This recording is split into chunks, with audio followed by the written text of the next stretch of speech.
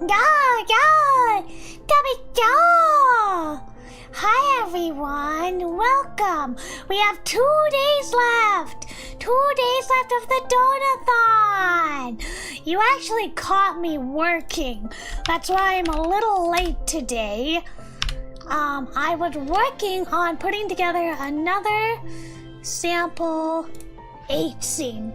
So I was working on the Valentino and Angel one, which has the audio all put together.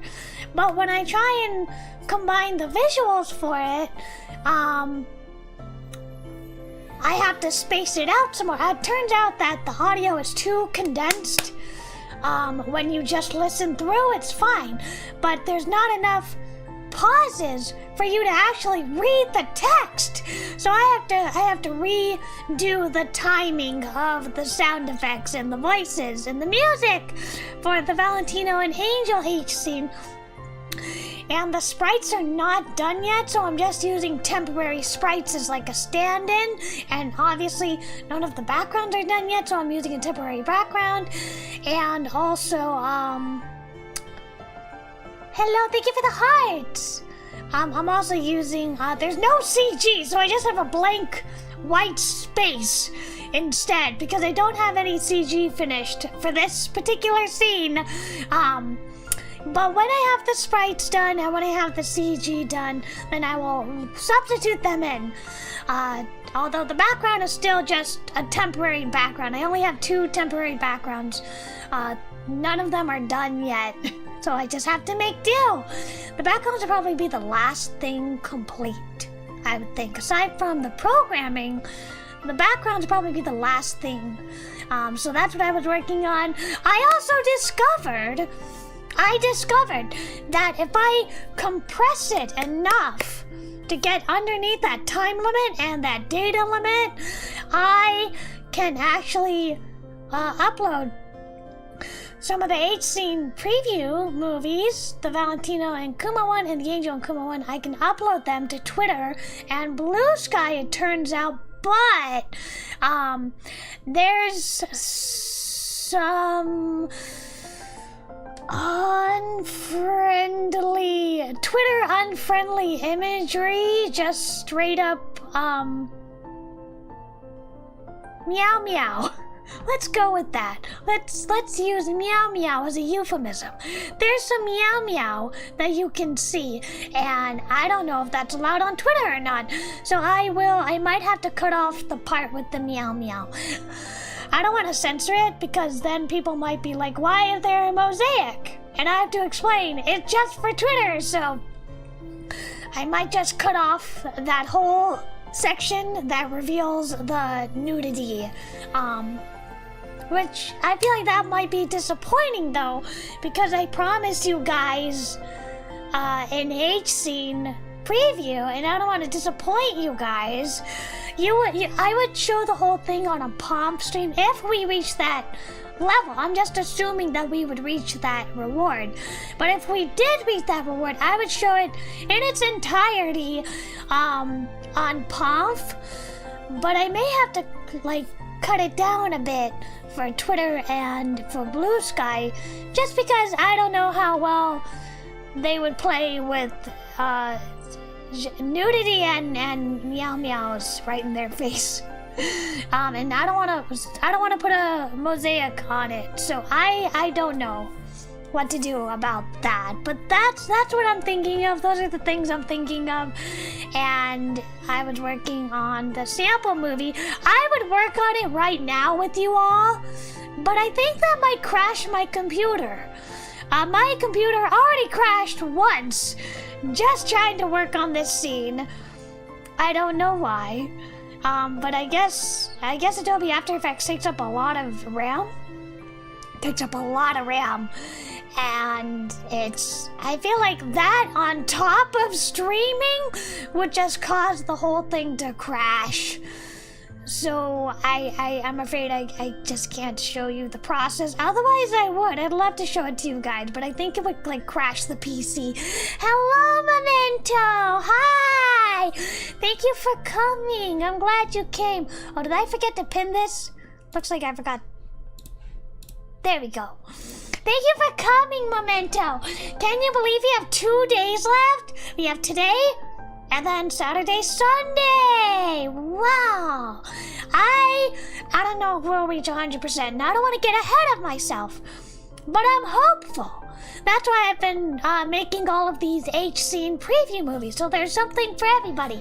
You get lovey-dovey, Angel Kuma, you get not so lovey-dovey Valentino and Kuma, and then you have Angel and Valentino, which is certainly something to look forward to. I'm glad you came. Great first words to hear from stream. Hey, it's get your mind out of the gutter. Get your mind out of the gutter, Elo. I can't help it if you interpret it that way, but that's not what I meant. That's not what I meant. I meant it in a, I am glad you have decided to attend today's stream kind of way. Anyway, so yeah, I do not know if we're gonna reach the goal with the H scene, but I hope at least we are able to reach the trailer goal, because I want to show that to you guys. I can upload that to YouTube.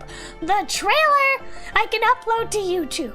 I can upload that to YouTube and Twitter and Blue Sky, but the H scenes, I cannot upload to YouTube for obvious reasons. Even if I cut out the visuals, you still have the writing and the sounds. So I cannot upload that to YouTube. And that actually got me thinking, if anyone tries to stream my game to Twitter, or not to Twitter, to YouTube or to Twitch, you're in trouble, buddy. Because there is a lot of H content and you cannot cut it out. If you cut it out, you cut out like 70% of the story. So you cannot skip it. I will be mad if you skip it. So I guess the only place you could probably stream it would be like, probably Pomf. I don't know anywhere else that allows you to stream etchy stuff. It'd probably just be Pomp. But of course, I do not recommend just streaming the whole thing, because you should just download it and play it for yourself. Yeah, even though it's free. I would prefer you guys to just download it and play it for yourself, as opposed to watching somebody else play through it. I always get annoyed seeing other people play through eroge, because they're talking through it. It's like, shut up! I don't want to hear your narration. I want to read the text on my own. Story, hey! Are you just bullying me today? Is that what today is? Is today just bully Kuma today? Is that what today is? Fine. Okay. You can bully me for this one stream, but I'm gonna make that one of the rewards, okay? You can bully me for one stream. I'll allow it. But that's gonna count as one of the rewards, okay? Ah! Ah! Hold on, I'm stuck like this. Ah! Ah! Ah! Here we go. Thank you, Chief. Thank you. Thank you very much. フミさん、聞いてくれてありがとう。今日の話は、エッチシーンの話なんだけど、ちょっぴり大人すぎるかもね。よく考えているけど、約束してあったからね、このご褒美は、100% のご褒美は、なんていうか、エッチシーンプレイムービー。これは 100% のご褒美なんだけど、YouTube で見せられないよ。だって、エッチすぎるよ。禁断だよ。バンされちゃうよ。だから悩むよ。どうやってみんなと一緒に HC ムービー見られるかな？ Twitter かな？ブルースカイかな？考えるでも、まあ、モザイクがないから、モザイクがないだからね、その、裸の CG は、ちょっとね、やりすぎかもね。考える。Hello, Chief Rob. Hi.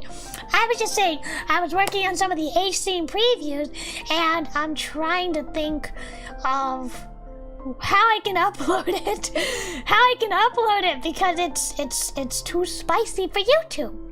It's too spicy for YouTube. What is wrong with my hotkeys today? They're broken. It's too spicy for YouTube. So I'm not sure. I guess I could post it on Twitter and Blue Sky, but I have to cut some parts out.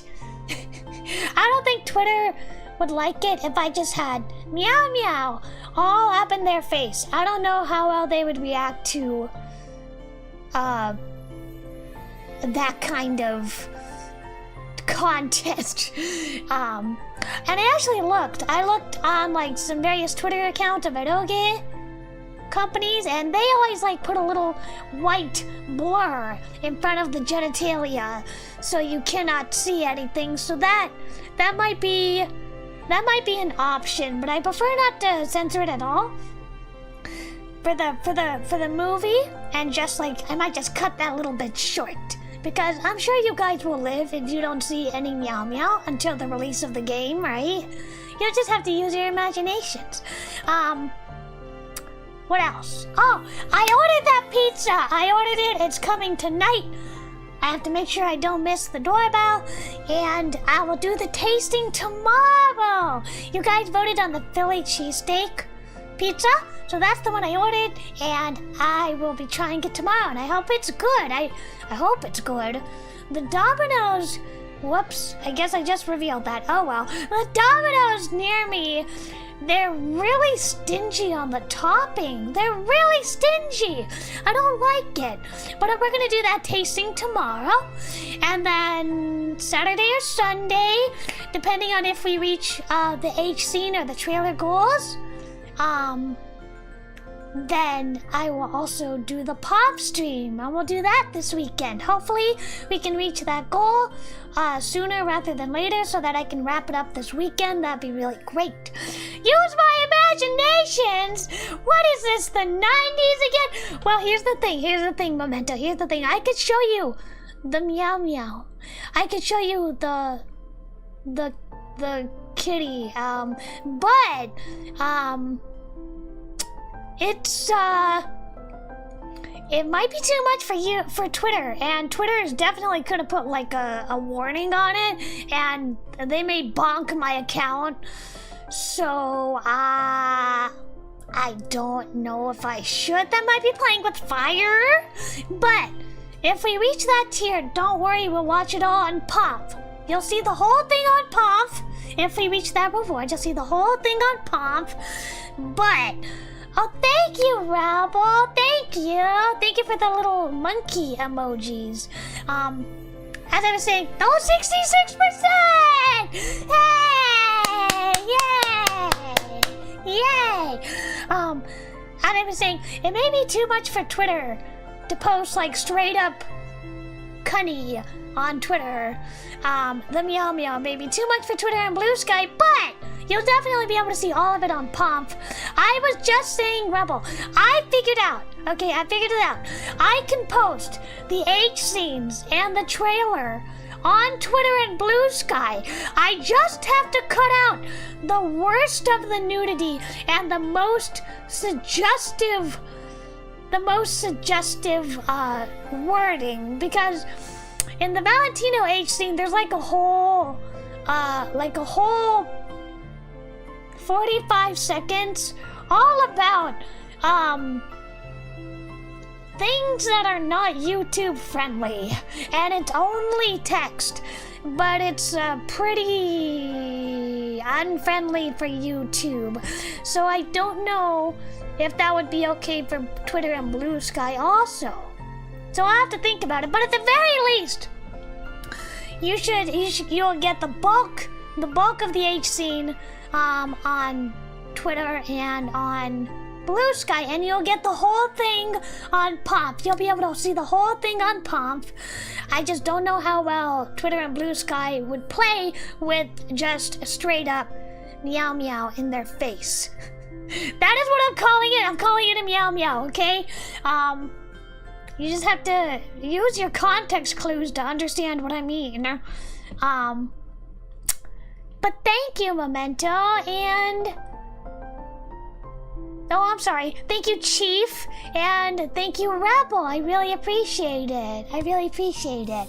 I see you guys really want the H scenes, and I really want to show you guys the H scenes. I really want to show it to you. I'm working on a Val Angel one now. I just have to rearrange all of the sounds. I have to rearrange all of the sounds, all of the audio, and substitute the sprites, because they're not done yet, and the CG is not done yet. I don't know how long that will take. It may be like another month until the CG for this scene and the sprites for this scene is done. Hopefully it will be done better.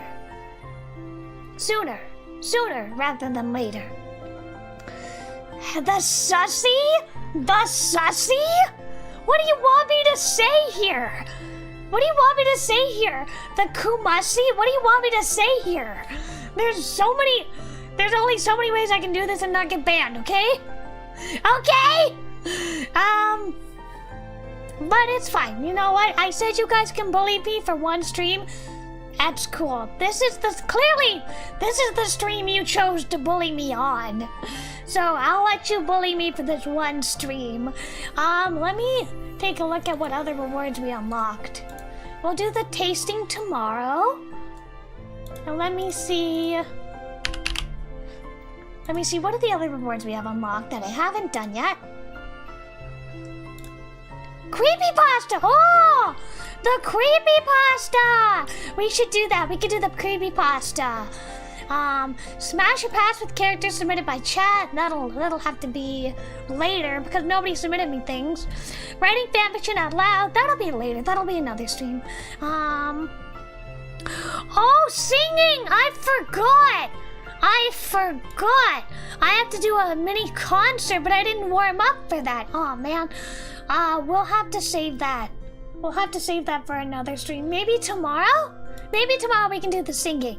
I have a couple songs in mind, but I'm a little rusty. I need to look at the lyrics again. And I need to go find the karaoke version of the songs I have in mind. I have like 2 songs in mind. Urashiki Ikimasho and Doki Doki Death. Some of you may know Doki Doki Death. It is my original song about Angel. If you do not know it, you should listen to it. I think it's fun. But we'll do the creepypasta. And do you guys want to do the mommy ASMR today? Or do you want to do it a different day? Let's do a poll. I want to hear what you guys think.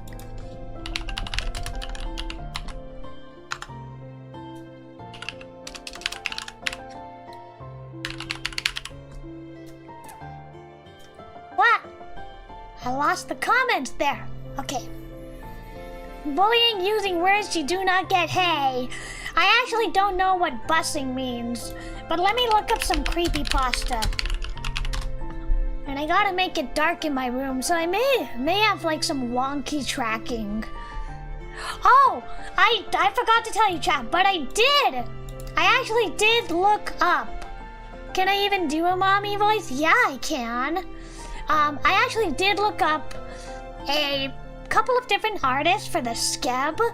I have a couple of people in mind. It's a little more expensive than I had in mind. It's like my budget was like $100 and it may be up to like $190, which is more than I wanted to spend, but I figure you guys have been so good and been so supportive that you deserve it. But I'm thinking about it. I'm weighing my options. I'm looking at different artists. You guys wanted Schoolgirl Kumakko. That's right. You wanted Schoolgirl Kumakko. So that's the one I'm looking to get people to draw. You wanted Schoolgirl Kumakko, but I'm gonna try and get it to be kindergarten uniform. Unless you guys really want the sailor fuku, but I think the kindergarten uniform is really cute. All characters are 18 and older, blah blah blah blah. Hello Neko, hi! That is double. Yeah, I'll think about it some more. Like I said, I'm still looking around different artists. The artist I really had in mind, I really wanted to commission because not only do I know them, they're a friend of mine, and I've been wanting their art for a really long time. But it is a little more than I anticipated, so it really depends on how much we make. If we earn a little over 100%, then I'll be like, hell yeah, I can afford to splurge a little bit for you guys.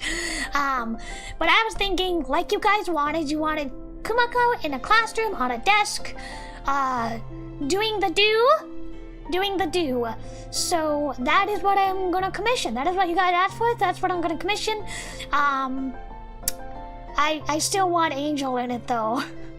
But anyway, it really depends on the artists. I'm looking around, I'm still looking around. I haven't decided yet. I'm still looking around at different artists. But the one I have in mind, the friend I want to commission, I really want her art. It's so beautiful. And I've been wanting her art for a really long time. And this is kind of like the perfect opportunity. But it really depends on how well we do. Like I said, if we do really well, then I might splurge a little bit. Hello, Nicole! Kite kurete arigato! Yes, I can do a mommy voice. I think I can. Hara, どうしたの? 君驚いてなんて。ダメよ、いけない子。It's just kind of a lower version of this voice. Kind of a breathier version of my natural voice. A higher, breathier version of my natural voice. Hey, I love my husband, okay? What do you care? What does it matter who is railing Kuma as long as it's somebody, okay? Let me pick at least one thing.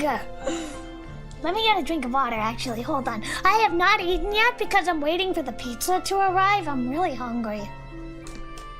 I'm really curious how it'll taste.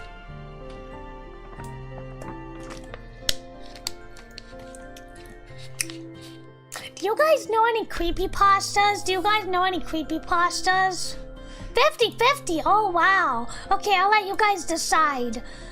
Maybe I can find some good mommy assets. Let me look it up. Let me see. Do they have like a booba asset or something?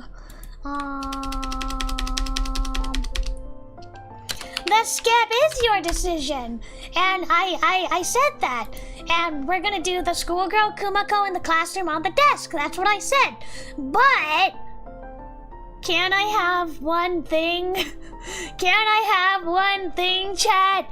And am I not a good girl? Do I not deserve to have one thing? Well, I was thinking maybe I can ask the artist to separate it into layers. So like there will be a layer with just Kuma. And then maybe there could also be a layer with Angel and Kuma. I don't know. I have to ask the artist. That's kind of a lot to ask, but I don't know. We'll see. Whatever's easiest for the artist. But I also don't want to disrespect you guys. But I also really want Angel in it.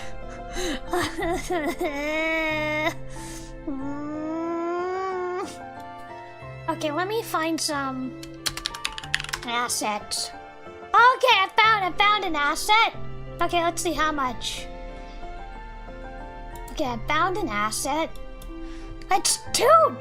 No, I'm not paying $2 for boobs. I'm sorry. Okay, no.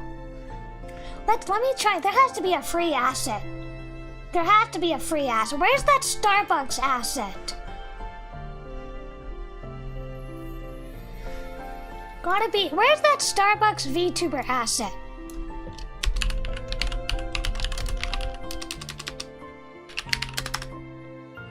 Aha! Okay, I found it. I found the asset. Awesome. This might be too spicy for YouTube, actually. It might be too spicy for YouTube.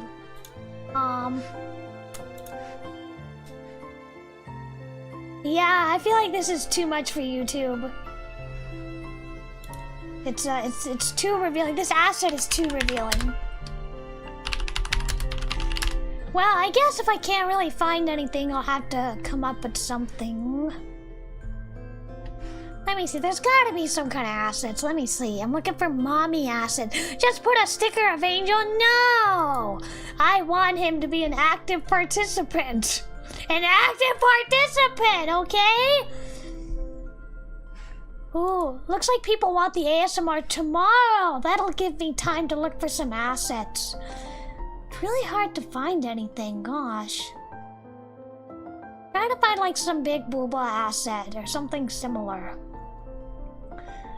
I'm seeing lots of hand. Oh, this one?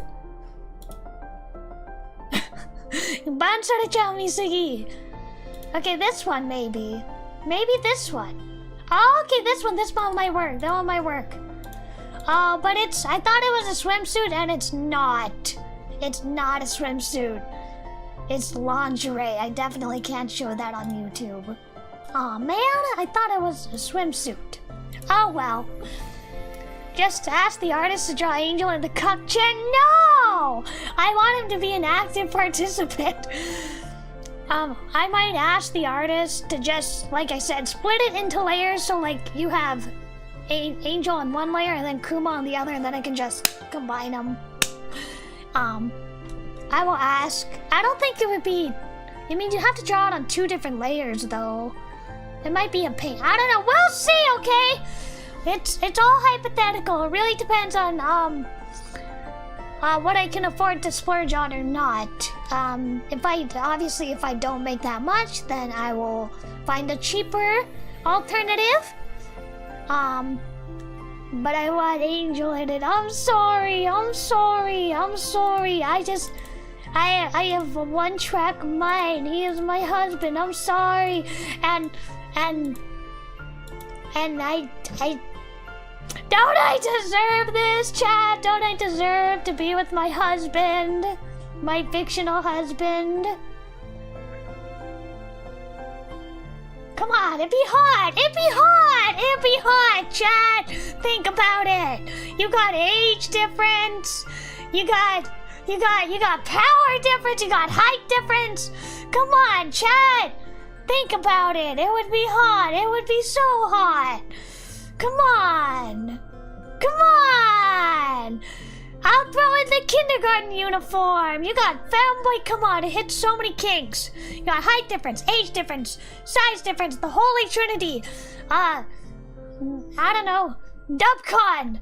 Kindergarten uniform, come on! It would be so hot, chat! It would be so hot, chat!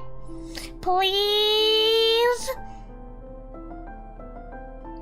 I'll let you guys decide. You'll probably say no, but I really want it. Avenger level threat. I actually marathoned all the Avenger movies recently. Honestly, it fell off after not Infinity War, but what was the other one? The one before. Infinity War was the best one, and then Endgame kind of sucked. Tomorrow? Okay, we'll do the mommy ASMR tomorrow. We'll do it tomorrow. I might do it on Pop, depending on if we reach the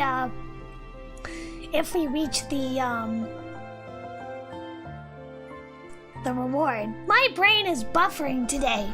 If the layer's okay, then yeah. Okay, I will talk to the artist. It depends on how much we make, but I will talk to the artist and see if they can draw it on separate layers. I don't want to bother her. I don't want to be a bother. I will have to ask. But it should be possible to have like one with just Kuma and then one with Angel and Kuma. I know. You don't want Angel. I get it. I know. Does it have multiple endings? Yes. Let me pull up the page. Hold on. Hello, Loli. Welcome. We're just free chatting a little bit. And I'm gonna read some creepypasta. Okay. Just remove the spaces. And that is the website. But yeah, there are 3 endings. I wouldn't really say there are routes. If I had to consider one route, then I would say like one is a true ending, one is a normal ending, one is a bad ending. One I would consider like one an angel route, and then the other a Valentino route, and then another one which is, I guess, also an angel route, because he's in all of them. Yeah, I kind of hesitate to call one a Valentino route, quote unquote, because he only gets, he gets some extra scenes. He gets, let's see, 2 extra H scenes in the Valentino route, if I had to call it that. But I would just call it the bad ending. But yeah, there are 3 endings, and that website is actually out of date. We've had some more staff join since then, and also there are 20 H scenes, not 19, there are 20. Let me get a quick drink of water. So yeah, there are 3 endings, so don't worry, you can kind of pick and choose your own ending.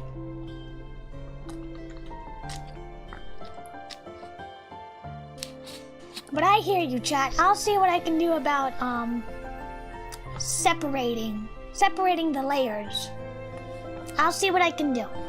I may just go with a different artist, like, again, it really depends. We'll see! I don't want to be presumptuous. But I think you'll really like the H scenes that I'm working on. I was working on it right up until the stream had to start, and then I had to turn it off. But you'll like it, I think. You'll like it. I'm in 2, and then the other one is BL. So exciting stuff. Excuse me, I have hiccups. Okay, I think he went away. Does anybody have some creepypasta to recommend? Otherwise, I'll just go into Reddit and read whatever I find. There's like a creepypasta.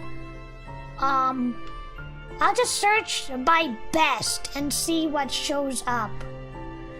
I don't like creepypasta, honestly, but I said I would read it, so I'm gonna read it for you guys. It's actually been kind of a spooky day today anyway. It's been very overcast and very gray, but you know what, chat? I actually saw some buds on the trees, some leaf buds. So the trees are all bare now, but soon they're gonna have like budded leaves, and I'm so excited to see trees and leaves and flowers again. I love spring so much, especially after a yucky winter. Blah. Winter, blah. I do not like winter one bit. Blah. Alright, Reddit? What? Was there something wrong with that? I don't know. Where else do you want me to find creepypasta? I don't know. Wait, what day is it today? It's Friday, okay. Alright. Let's see. Okay, this one is called... Jesus, this is really long. How long is... This is like a novel. Wow. Okay. Well, this one is best rated. This one is highest rated. It was posted an hour ago. Okay. And it's called The Quiet Tree. Maybe I should get some creepy music. Let me find some creepy music. Hold on. Gotta be some creepy music here. Nope, that's not right. Oh, come on. I don't have any creepy music saved? Okay. Let me find some public domain creepy music.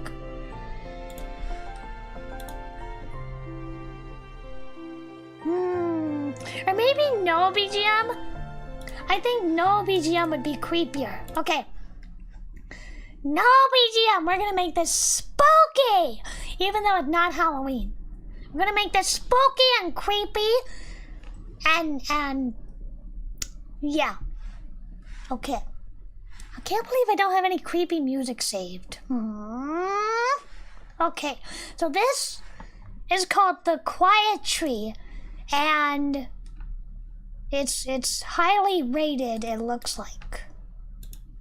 It's sorted by best, or maybe I should sort by hot? I don't understand. This one, there's another one. Oh, that one's on video. I can't do that. Kingdom Hearts creepypasta. Okay. So this is the quiet tree. We're gonna read this.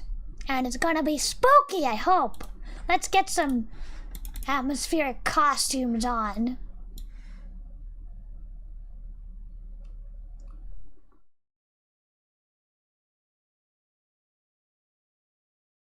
Aha, okay. Get a spooky costume on.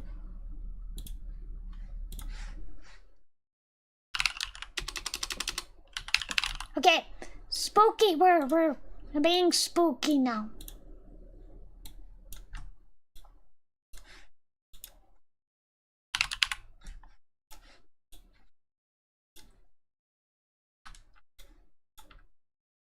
Yeah, this is cool. Okay.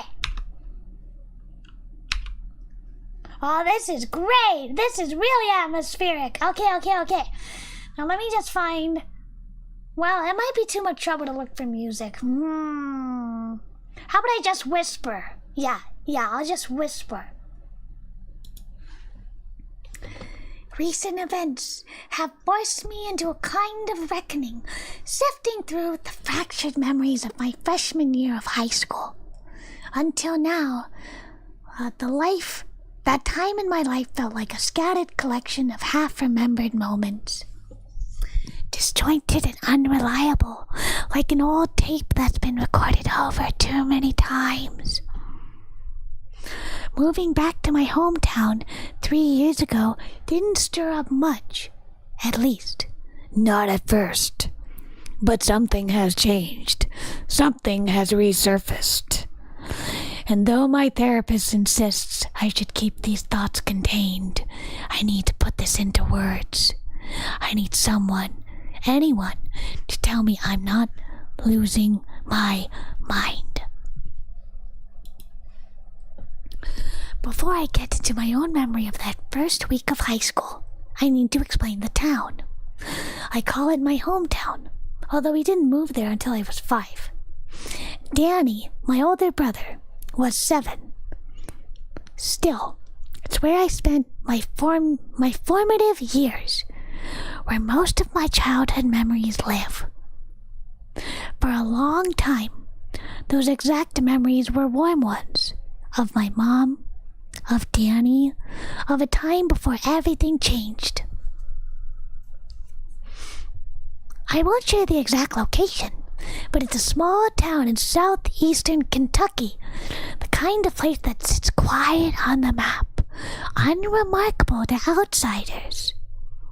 And yet, for reasons I can't quite explain, people there seem to have an uncanny amount of luck.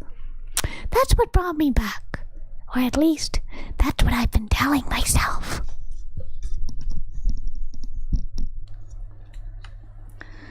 I remember the summer, just before my freshman year. 3 families in town won the lottery. One of them hit the Mega Millions, and it wasn't just them either. No one ever really seemed to struggle for long. Layoffs never led to foreclosure. Bills always got paid. If someone wanted a job, they got it.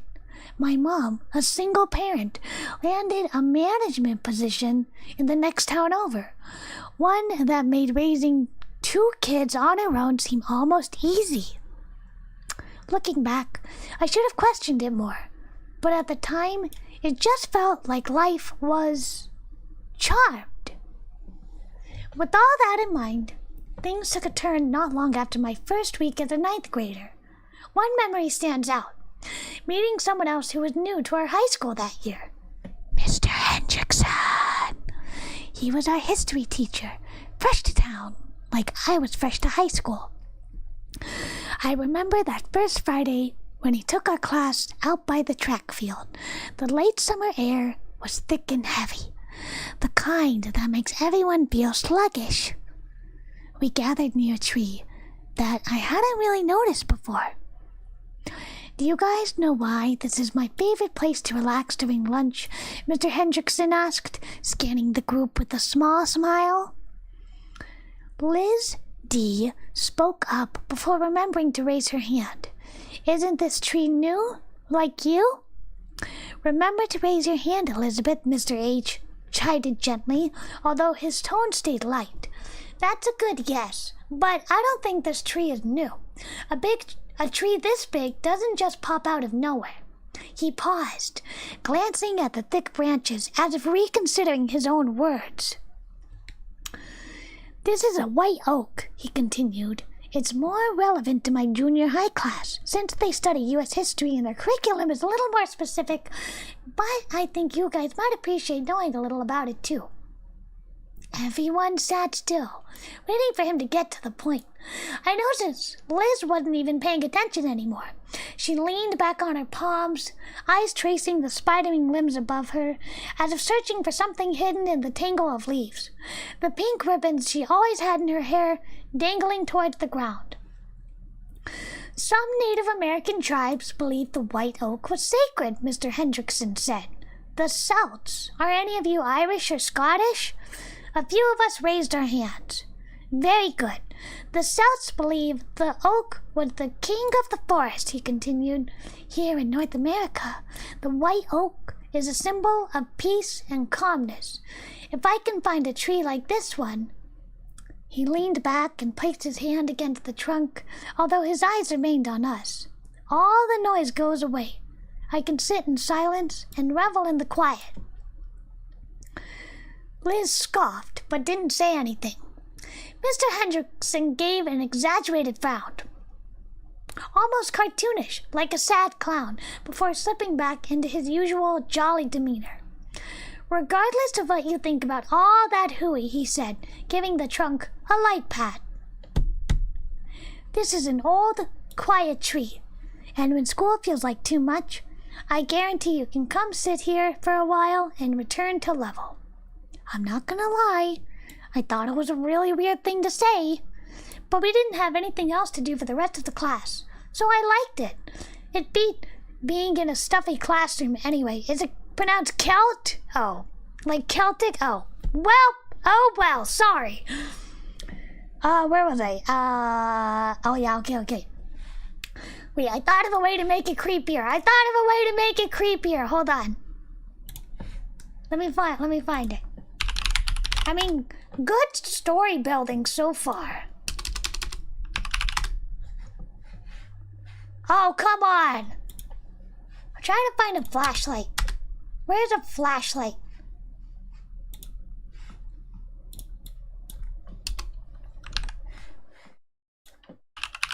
I guess I can't find a flashlight.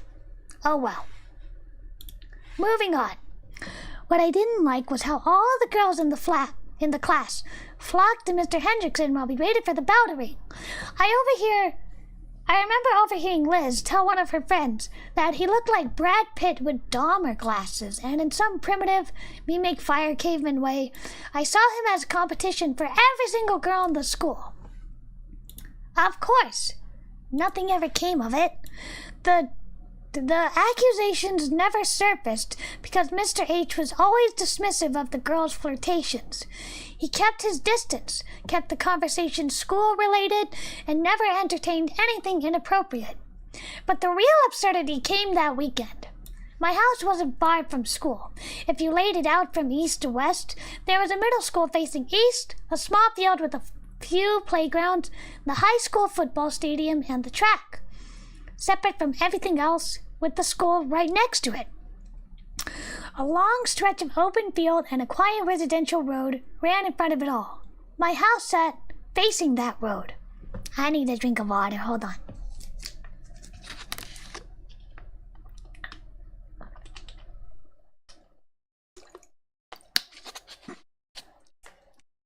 That Saturday evening, I was sitting in the living room, watching my brother Danny and his newest friends, Jaden, take their turn facing off in Moto Combat 4 on our PlayStation.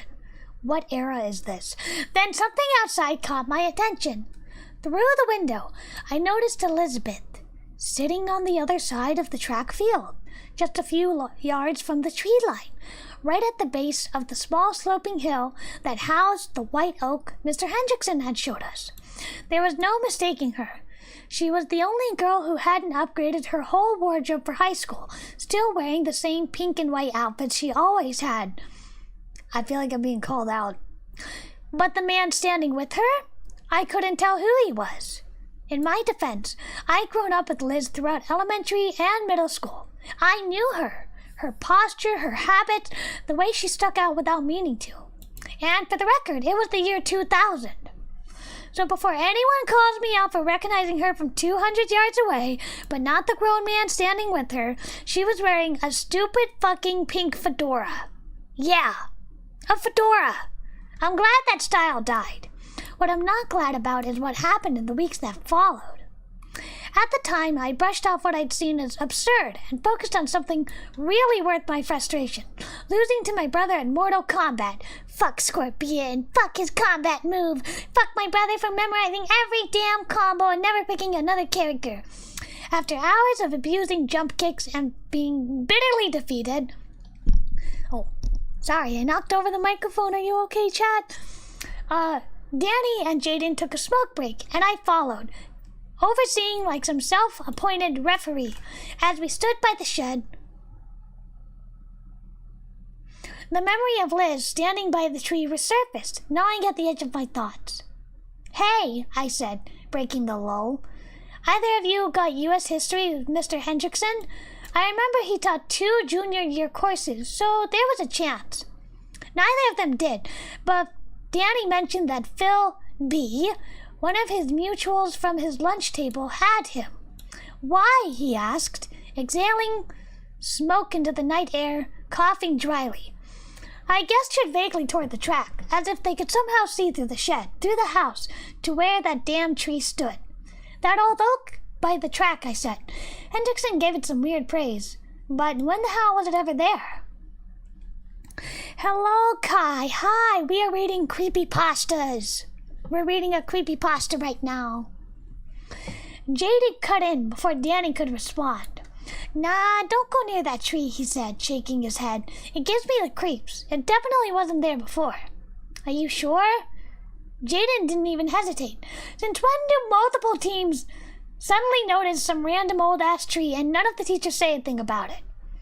That Sunday, I kept turning it over in my head. The idea that a tree could just appear out of nowhere versus the more rational explanation. It had always been there, blending into the tree line with 100 other unremarkable trees, and I'd simply never noticed it until Hendrickson brought us to it. Monday passed. Tuesday passed. Wednesday. What kind of creepypasta? I don't know what this is. We just started it. It's pretty long. It's called The Quiet Tree. So far, it's just about these students in 2000 discovering an old tree. Liz was irritable. Not just her usual kind of snippy, but off in a way that I noticed immediately. Maybe she'd been like that the past 2 days or two, but I just hadn't paid attention. The bags under her eyes were darker than usual. She moved sluggishly, but not in a lazy way, in a weighted down way, like she was dragging something behind her that no one else could see. Hendrickson stopped her on the way out of class. I remember his warm smile as he asked if she was all right. Liz nodded, muttered something back. I might have caught what she said if I hadn't immediately embarrassed myself by tripping over my own feet and falling right there in the hallway. Thursday. Liz was tweaking. She looked worse than just sleep-deprived. It was like she was running on something beyond exhaustion, wired and aware in a way that didn't make any sense. I felt like everyone else was brushing it off as typical 14-year-old behavior, pulling all-nighters, being dramatic, but no one else really saw her. Not in the way I did. She wasn't just tired, she was afraid. During the quiet study period at the beginning of class, I caught her glancing over her shoulder. Not once, not twice, but several times, like she expected someone to be standing there. And then, through the lesson, I watched her flinch, cover her ears, squeeze her eyes shut, 3 separate times. Hendrickson noticed too. I remember the way he sat at his desk, rolling a small brass ball between his fingers. Tiny, no bigger than the tip of his pinky. He watched her with something unreadable in his expression. Not curiosity, not concern. Something grim. Alright, hold on. The character is, as far as I know, he doesn't have a name. And he lives in a small town. He's the protagonist along with his friend Liz and the teacher Hendrickson. Those are really all the characters. That afternoon, Hendrickson stopped her again. This time, I caught nothing of the conversation. The door shut behind me before I could linger. And then came Friday. Friday was different. Liz still had the gray bags under her eyes, but the jittery, frayed edges of her demeanor were gone. No more fidgeting, no more looking over her shoulder. She wasn't flippant or sporadic anymore. She was just still. The only noteworthy thing happened after they let school out. Most days, I'd find Danny after 10th period so we could walk home together. But as I stepped out at the front doors, something caught my eye. Liz, moving fast, rounding the corner in a purposeful speed walk. Not towards the buses, towards the back of the track field. I hesitated, watching, following towards the corner of the building and peering at the track. She didn't slow down until she reached the white oak, and then without hesitation she sat down beneath it, arms at her side, staring up into its tangled branches. For the first time all week, she looked calm, a deep, settled kind of calm, like she had finally arrived somewhere she had been struggling to reach. A strange feeling crawled up my spine. I turned back towards home and saw Danny and Jaden already on the sidewalk. Danny was watching me. Jaden was looking at Danny. And Jaden was gesturing at me, talking fast, his movements exaggerated with stress. I remember making a point not to ask what they were talking about. Jaden was always cool with me at the time. I was more worried about Liz, not that it mattered in the end. That was the last time I ever saw her. That weekend, sometime between Saturday night and early Sunday morning, I woke up to a shriek. It tore through my dream I'd been having, dragging me into unconsciousness with a start. A warm, reddish-pink haze washed across my window, flickering like a distant fire. I told myself it was just some late-night drunk, weaving home from the city tavern, headlights bleeding through the trees. My eyes flicked to the clock, 3:03 a.m. The numbers pulsed, blinking erratically. The power must have gone out. I shut my eyes with a frustrated sigh, knowing I'd have to reset the alarms and the time in the morning. But I didn't move. I didn't get up. Something about that light, the way it pressed against my windows, kept me frozen. At some point, I must have drifted off again because the next thing I remember was dawn creeping over the horizon. And then police cruisers patrolling the school, circling the block, eventually branching out into the rest of town. Monday morning, Liz didn't show up to school. I never saw her again. The weeks that followed were too normal, and that's what unsettled me the most. The official story was that Liz ran away in the middle of the night. Her parents claimed she had been pulling away from them recently, growing irritated, restless, eager for distance. Maybe that was true, but it wasn't the whole truth, and I knew that. I had never outwardly cared for Liz. She was prissy, a little annoying, but never mean, and for all her dramatics, I'd never seen her like she was that week. The exhaustion, the way she flinched at things no one else noticed, the way she fled to the tree that Friday afternoon and just laid there, as if something about the tree spurred away the non-existent creatures assailing her. Her parents didn't see that. They didn't interpret her the same way I did. And so, I found myself sinking into a pit of regret. Should I have said something? Would it have even mattered? In the end, the school year crawled forward. Time washed over Liz's absence like rain over pavement. Aside from a few of her outspoken friends, her disappearance faded from the front pages in a matter of months. And life carried on, like nothing had ever happened. It started to settle on me like an uncomfortable truth. just one of those terrible things that happen in life. A fluke. A tragedy. That kind of thing that shouldn't happen, and yet somehow it still does. The odds of it happening again felt minuscule, almost non-existent. Until later in the fall. And then through the winter. That was when Phil started coming up more and more in conversations between Danny and Jaden. What I hadn't mentioned about Phil is that, for a time, he was much more than just a mutual friend to my brother. He was practically a fixture in our house, a frequent visitor, a fellow mortal combatant back when Danny and he were middle schoolers. But, like the upgrade from Super Nintendo to PlayStation, things change. Out with the old, in with the new. By the time ninth grade rolled around, they had drifted onto different paths. Nothing bad, nothing dramatic, but they weren't as close. They still ate lunch together, but their new friend groups pulled them in different directions. And then gradually, Phil became more of a memory than a presence. At least, until his name started coming up again. What I hadn't realized was that Danny and Jaden had been more aware of my fixation on the tree than I thought. Maybe I hadn't been as subtle as I believed. Maybe they noticed something in the way I talked about it. Or didn't. Either way, they've been paying attention. Hello, Star Scene. Hi, we're reading some creepypasta today. And they'd actually asked Phil about Mr. Hendrickson. It all came to a head one night during Christmas break when we gathered for a smoke session. Not behind the shed this time, but inside it. The wind was brutal, howling against the thin walls, rattling the loose paneling.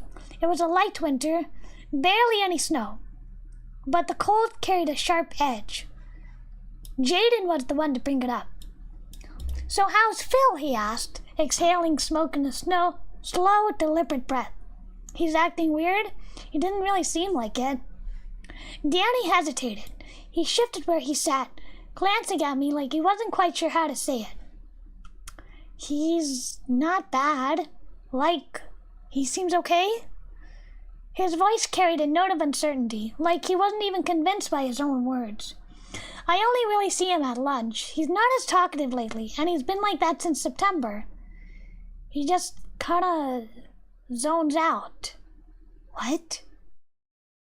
I could feel my expression tighten, my reflection in the dusty mirror catching the way my brow creased, the way my eyes flicked between them. Something was up. I knew it. They knew I knew. I knew they knew I knew. I spoke up before they could move on to another topic. They were professional asshats when they got high, and I knew it was only a matter of time before one of them started blinking super hard to focus, while the other got distracted making paninis on the George Foreman grill. Whoa, what do you mean Phil is acting weird? Had they noticed Liz being weird around the tree? Had they sent Phil to check it out? How much did they know? Danny shrugged like he was trying to wave it off, but Jaden, knowing damn well I'd keep pushing, finally answered. Phil B told your brother's lunch table about Mr. Hendrickson's class with Alex R., he said. And then after a beat, "It really isn't that big of a deal. He just talked about the same thing you told us. Hendrickson giving some weird sentimental speech about the tree. That's all." That wasn't all. Then why the hell are you asking about it now? They both hushed me, glancing at the shut door, like someone might be listening. I hadn't realized I'd raised my voice. Danny grabbed my shoulder, squeezing it tight, before locking eyes with Jaden and then back at me. His face was serious. "Listen," he said. "Just stay the fuck away from Philip, and stay away from that stupid tree. Phil is off his rocker about it since September, and the last person who hung out over there," he raised his hands, making air quotes, "ran away." And then he leveled me with a look. "Just listen to me, Kev. I've never lied to you." We called it after that, heading inside to play Medal of Honor split-screen deathmatch. As I sat waiting to face the winner, two things gnawed at me. First, Danny had lied to me plenty of times, but I knew what he meant. Second, Jaden and Danny knew about Liz running away. And even though I'd never told them what I saw, or how she'd been acting that last week, they didn't believe she left town either. Obviously, I just bided my time until winter break was over, but I knew what I was going to do the second that conversation in the shed ended. It wasn't a question. It wasn't even a debate. I needed to talk to Phil. Call me crazy, fine. But I lived in reality. Danny's warning had been serious, maybe the most serious I'd ever seen him. But I knew Phil. I remembered when he used to spend weekends at our house, cracking jokes, teaching me Mortal Kombat combos that Danny would later use against me. He wasn't some lunatic. He wasn't off his rocker. And if he was the only other person who saw what I saw, who knew what I knew, then I had to hear it from him. Not secondhand, not in whispers over a joint in a freezing shed, from him. And I knew exactly where to find him. At the old white oak. Because that's where it always led back to. I'm gonna get a drink of water.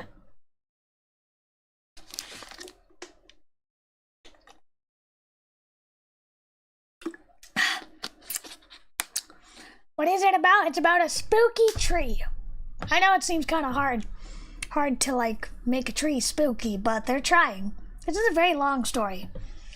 As I approached Phil, nothing seemed particularly off. Like I said, it wasn't a snowy winter, so he sat on the sloping hill beneath the tree, knees bent to prop up a worn notebook. He must have caught me in his peripheral vision because he started, Mr. before realizing who I was. He corrected himself fast, voice going too light, almost too casual. Mr. Kevin, what's up? We went through the usual pleasantries, enough to make it feel normal, enough to let me press forward. So why are you out here? It's still pretty cold. I like this spot. That right? What's so great about it? Phil hesitated. His fingers drummed against the notebook cover. Noise, I guess. It's just quiet here. His eyes drifted up to the branches, bare now, skeletal against the pale winter sky. Without the leaves, the full shape of the oak was exposed, twisted, impossibly wide, older than any tree had any right to be. It looked like it had been there forever. That's when I saw it. A small, brittle branch jutted out near eye level, a ribbon tying the husk of a bough to it. The metal was dull, corroded, and despite the wind swaying the branch, the bough didn't make a sound. Hollow, like it had been drained of its purpose. I swallowed hard. You mind if I hang out for a bit? Phil stiffened. You should go, Kevin. Something about the way he said it put a knot in my stomach. I've got to meet someone. Hendrickson? I guessed, pushing my luck. No big deal. I have class with him too. He shook his head fast, eyes darting to the tree. No, you don't get it. He's not... Kevin! Phil, how's it hanging? Phil shut his mouth so fast, I thought I heard his teeth click. Mr. Hendrickson's voice rang out from 20 yards away, casual, too easy, his hand lifted in a friendly wave. Phil's grip tightened around his notebook, his knuckles bone white. Whatever I'd come looking for was shot down instantly. Hendrickson wasted no time clearing us both off the premises, sending Phil towards the parking lot and me on my usual walk home. For a few minutes, we walked together in silence, until he whispered, just barely audible. The noise isn't real. And then he veered left, and I was alone. Walking home, stomach twisting, I couldn't shake the feeling I just burned a bridge I didn't even know I was standing on. As if it were clockwork, just like the last time something bad had happened, another nightmare.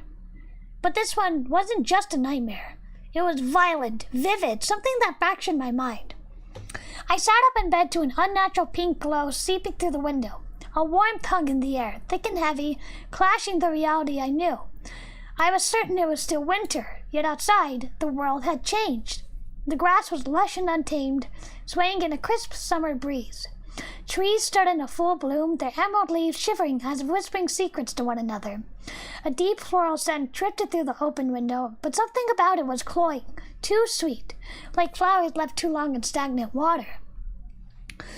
And then my vision sharpened, unnatural, like I had binoculars fused to my skull. My gaze was drawn to the quiet tree, its massive canopy pulsed in a pink glow, raining light down and a steady, unnatural rhythm. And beneath that glow stood a figure. They faced away, standing still in the haze. For a moment I couldn't tell who it was.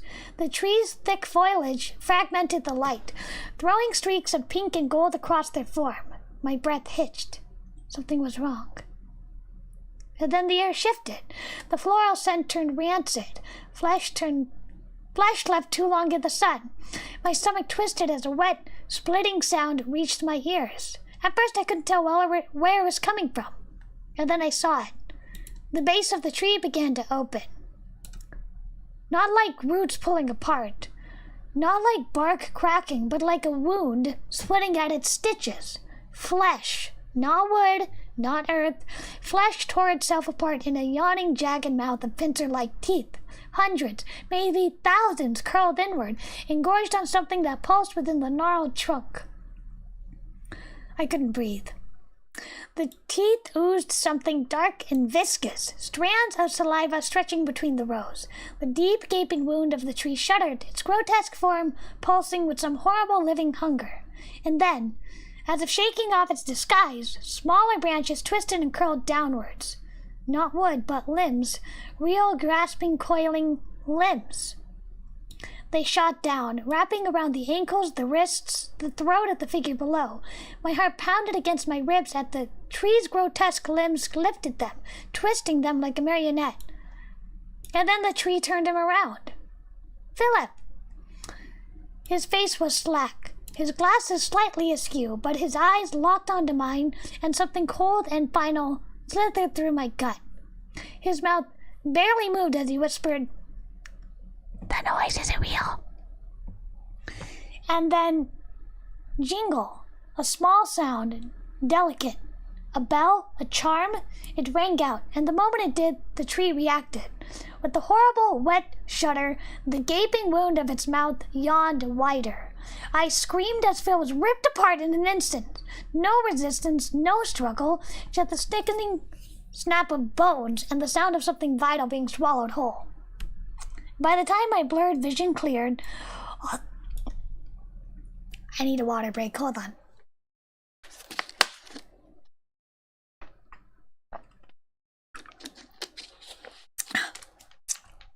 Alright.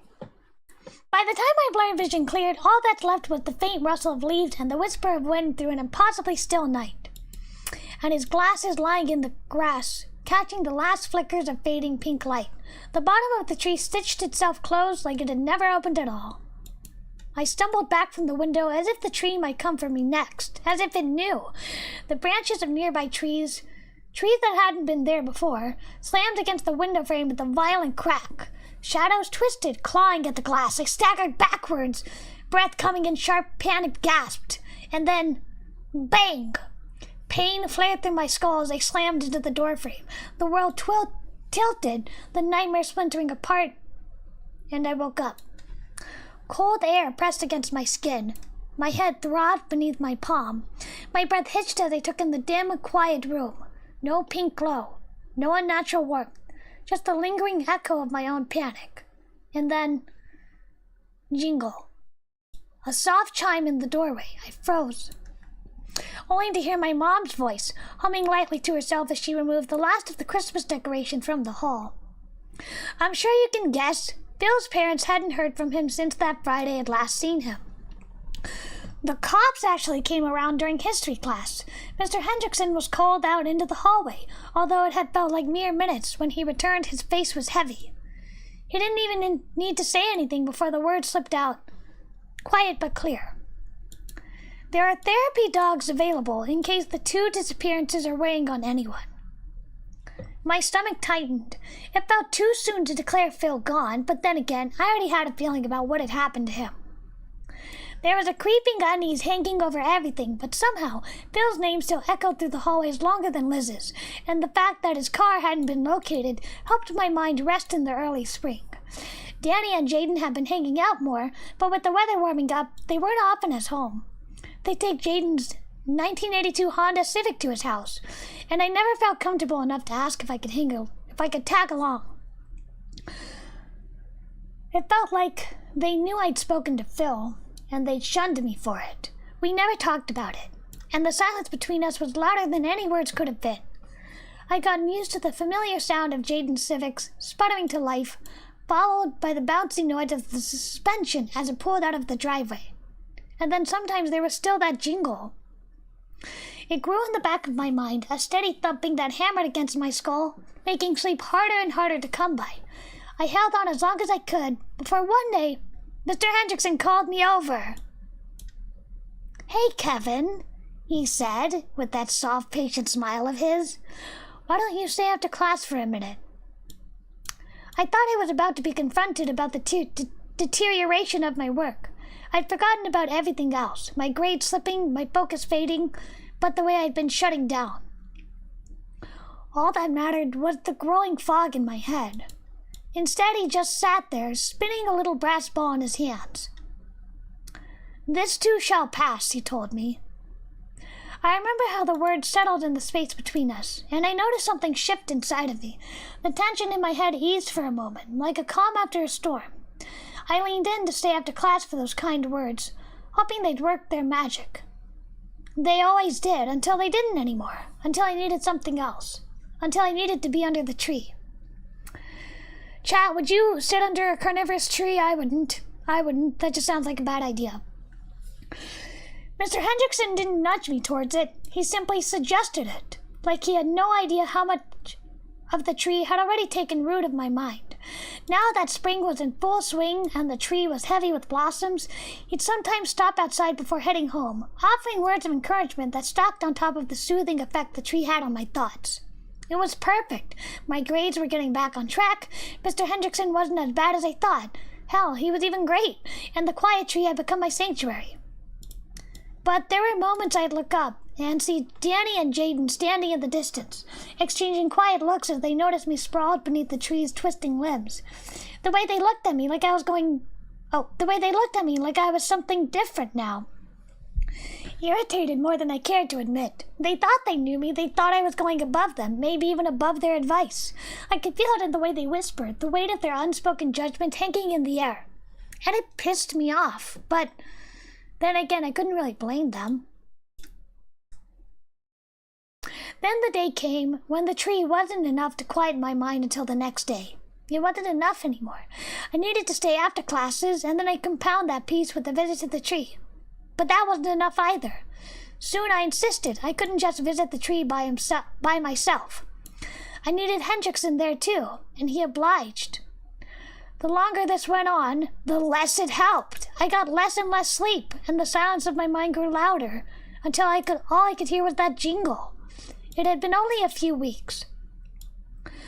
Looking back, with clearer eyes, I realized now, Phil had managed to stave off the noise and urges from September, right up until I met him at the tree in January. He'd gone without a conversation with Mr. Hendrickson because of my interference, and it wasn't long before he was never seen again.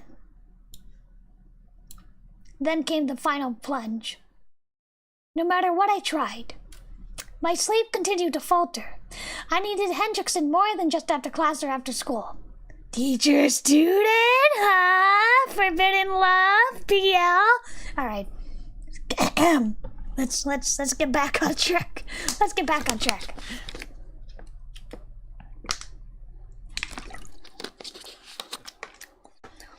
No matter what I tried, my sleep continued to falter. I needed Hendrickson more than just after class or after school. I remember stumbling out of lunch, driven by an urge I couldn't control, making my way to his classroom. There was no long-term plan anymore, no thought of solving the problem. I was hooked. All I could think of was prolonging my survival. I opened his door, and he wasn't there.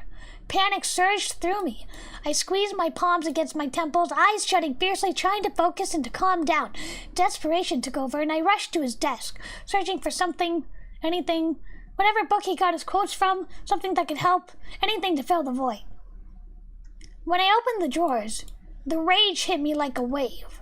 There was nothing, just a few pencils, a spare pair of glasses with no case, probably why they were cracked, loose leaf paper, a little pink ribbon, and that damn brass ball he always fiddled with. That's it. My fingers tightened, frustration boiling over. I was about to storm out of the classroom, heading straight for the tree, and I slid the drawer shut, got to the door, reached for the knob, and the door opened.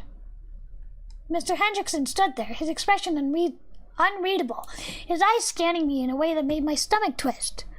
Before I could think, the words poured out of me, desperate, frantic. I begged him for something, anything to get me through the day. He placed a firm hand on my shoulder, met my eyes, and said, Whatever is has already been, and what will be has been before. The noise in my head dulled, but confusion quickly filled the space left behind. Why would he say that? Before I could ask, he gestured me out of the room. The door clicked shut behind me, locked.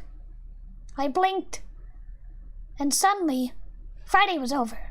I stood before the quiet tree, its blossoms heavy in the golden afternoon light. It should have been comforting. It should have been enough, but it wasn't. I knew I wouldn't sleep, not even with the tree's usual calm pressing against my mind. Mr. Hendrickson never came out, and for the first time in weeks, I thought of Philip. The noise isn't real. As I tilted my head back, my gaze traced the twisting limbs of the tree.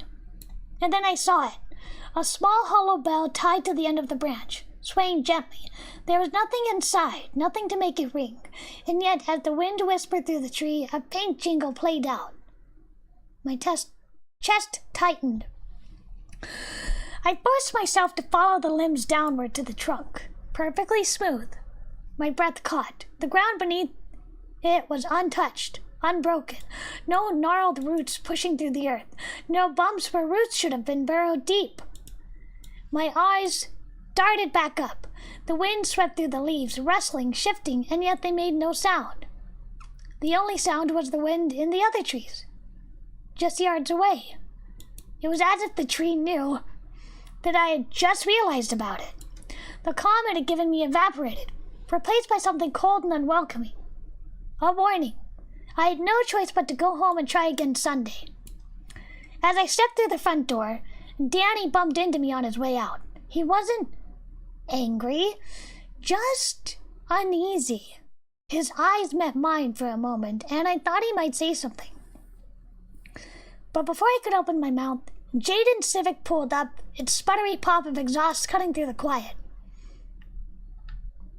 Emotions clawed its way up my throat. I should have stopped him. I should have said something, apologized for being distant, for letting the quiet tree dig its roots into my mind.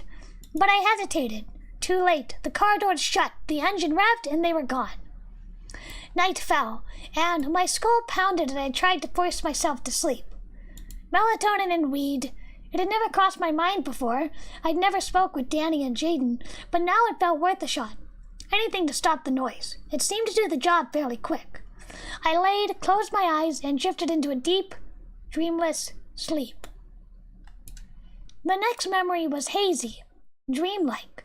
No mind-numbing jingle, no headache, no feeling in my body at all as I stepped outside, feet moving of their own accord.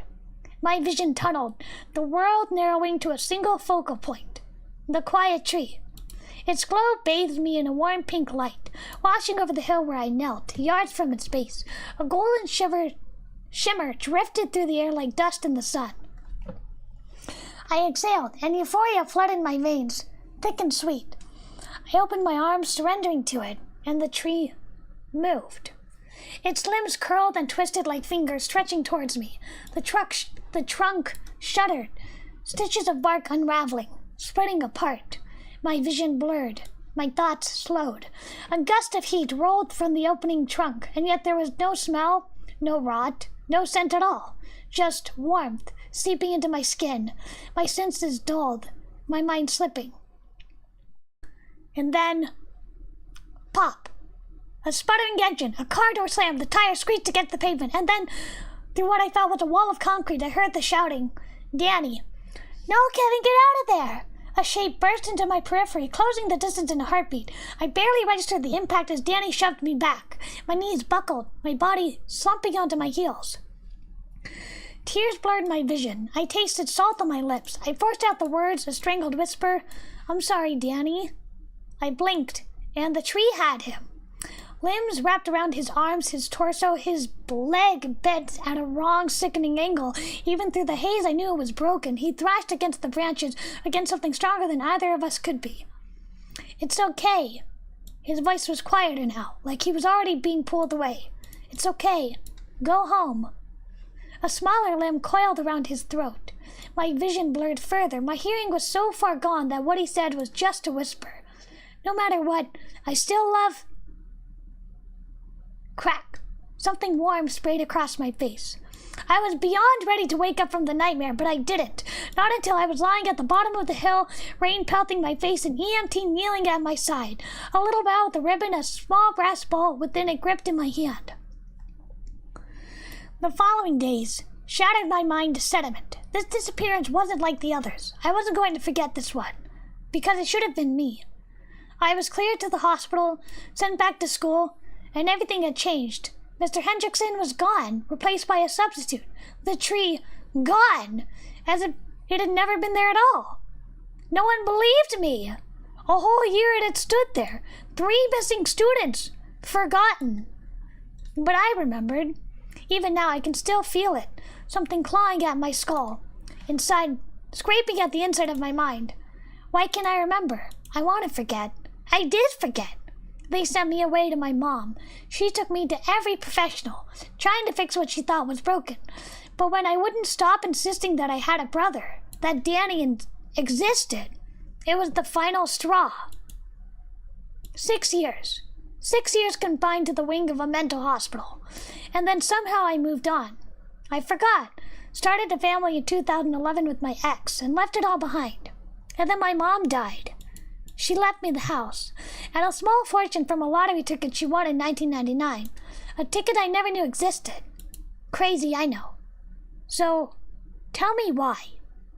25 years later, as my daughter walks through the door, fresh off her first week of high school, and she tells me about the old white oak tree behind the track. I can see it from my fucking window. Hey, that was pretty good. That was pretty good. That was pretty good. That was pretty good. I give props for that one. That one was good. That one was good. That was good. It was long, but it was good. I like that. I like that. I like that one. I like that one. That was pretty good. Let me get a drink of water.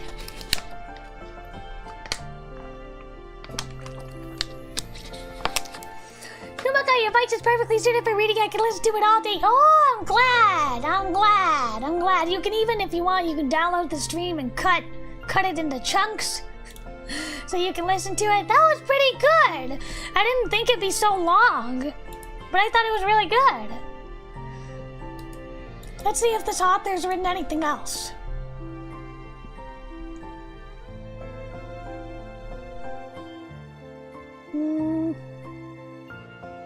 Looks like that's the only thing he's written. It was good. I liked it. It was good. Good story. Whoever wrote that. That was good. That was good. Oh, it looks like he wrote another story. Cool. I'll read it on my own later. How neat. How neat. That was a good story. I like that one. I can recognize game. That was a good story. Yay. So the moral is don't go near creepy trees or creepy substitute teachers. Yeah.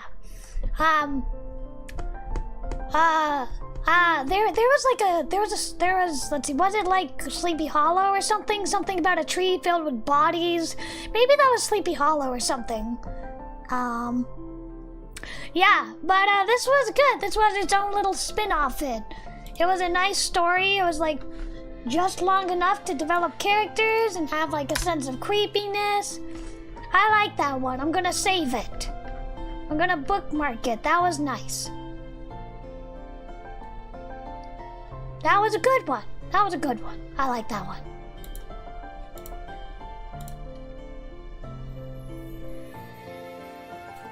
You can't give a free award on Reddit anymore. Boo! That was a good one, though. If you want the story, I'll put it in chat if you want the story.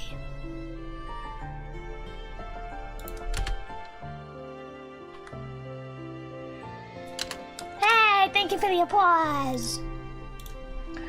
How long would the atonement be in a matter of hours? Like, I would say it's about the length of a novel. Roughly, not quite 50,000 words. I would say, like, probably short or medium, going by VNDB. It really depends. I would say it would be short to medium, I would say. Could be a couple hours at least. I don't know, like, it depends on your reading pace, and it depends on, like, how quickly you go through all the choices. I would say anywhere from a couple hours, at least a couple hours. Like, I don't know, it really depends. I would say short to medium length, I would say. Definitely not long, though. I wouldn't say it's long. Just funny, in high school, a group of friends would always hang out in a specific tree! Ah! Be careful! Maybe it'll eat you. Yeah, like, I clocked that the teacher had the girl's ribbon in his desk. That was pretty good. I liked it. Anyway, so, just to recap, if I can, I will post the H scenes on Twitter and on Blue Sky, but I'll probably have to cut out any meow meow, any genitalia or any nudity. I'll probably have to cut that out from Twitter and Blue Sky because I don't know if it's allowed. But you would see the whole thing on Pomf if we reach that goal. I don't want to be presumptuous, but if we do, okay.